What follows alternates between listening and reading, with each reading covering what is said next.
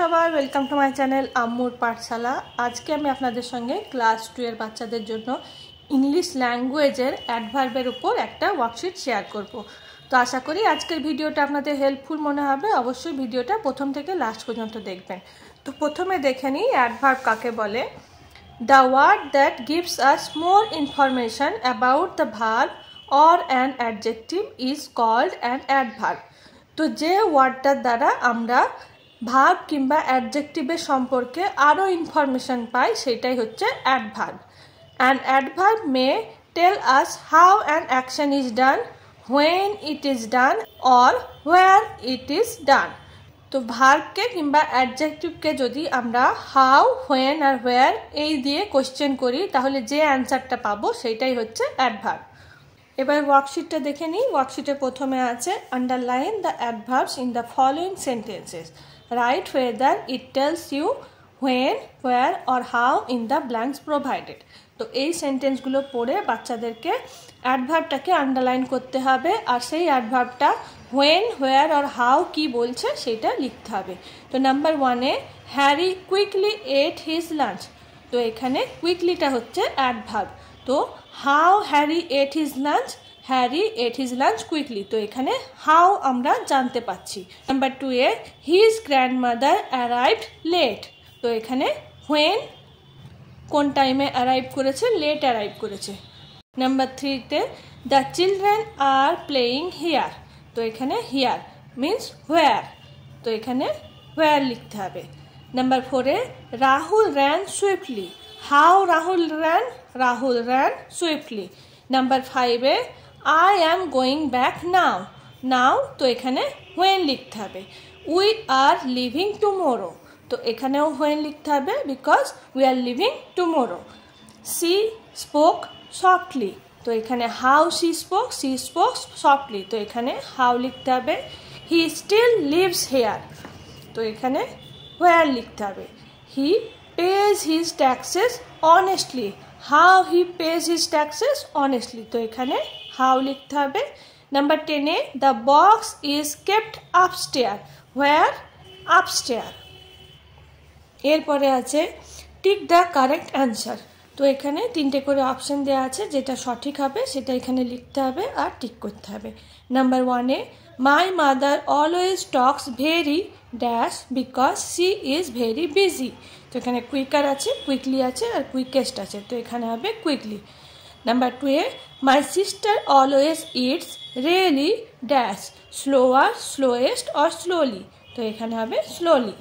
Now is an adverb of time, place or manner. Now আমাদেরকে time বলে। Number 4-এ I go to the library dash daily, happily, wonderfully. তো এখানে হবে daily. Anna is dash busy over the phone, outside, rapidly or always। Anna is always busy over the phone। Number 6-এ she changes her clothes dash to get ready for the party, fastly, brightly or quickly। তো এখানে হবে quickly। এরপরে আছে match the adverbs in column A with their opposites in column B। তো এখানে opposite অ্যাডভার্বগুলোকে বাচ্চাদেরকে match করতে হবে। তো নাম্বার 1-এ আছে কুইকলি, কুইকলির সঙ্গে হবে slowly, never, always, outside, inside, downstairs, upstairs, early, late, politely, rudely, carefully, carelessly। এরপরে আছে fill in the blanks with suitable adverbs from the options given below। তো এখানে কিছু অ্যাডভার্বের অপশন দেয়া আছে, যেমন bravely, swiftly, cheerfully, neatly, regularly, quietly, carefully and sadly। তো এই অ্যাডভার্বগুলো দিয়ে বাচ্চাদেরকে ব্ল্যাঙ্কসগুলো ফিল ইন করতে হবে। নাম্বার 1-এ আছে she writes very neatly। you have to talk dash when you are in the library। তো এখানে হবে quietly। the boys shouted cheerfully। the soldier fought bravely। carry the glass carefully so you don't drop it। the horse ran swiftly।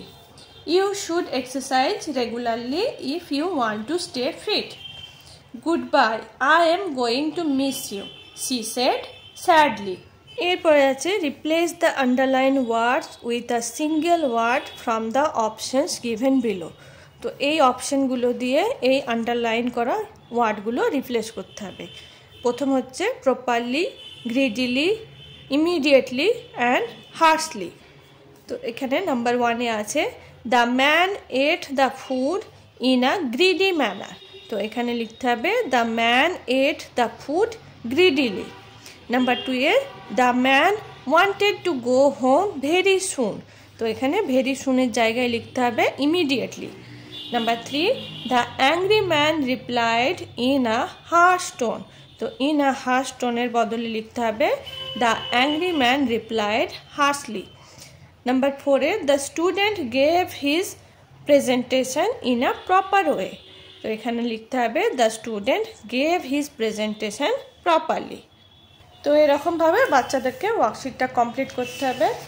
তো এই হলো আমার আজকের video অ্যাডভার্বের ওয়ার্কশিটের উপর। আশা করি আজকের ভিডিওটা আপনাদের হেল্পফুল মনে হয়েছে। আর ভিডিওটা হেল্পফুল মনে হলে অবশ্যই ভিডিওটাকে একটা লাইক করবেন ও চ্যানেলটাকে সাবস্ক্রাইব করবেন। Thank you for watching. Bye by.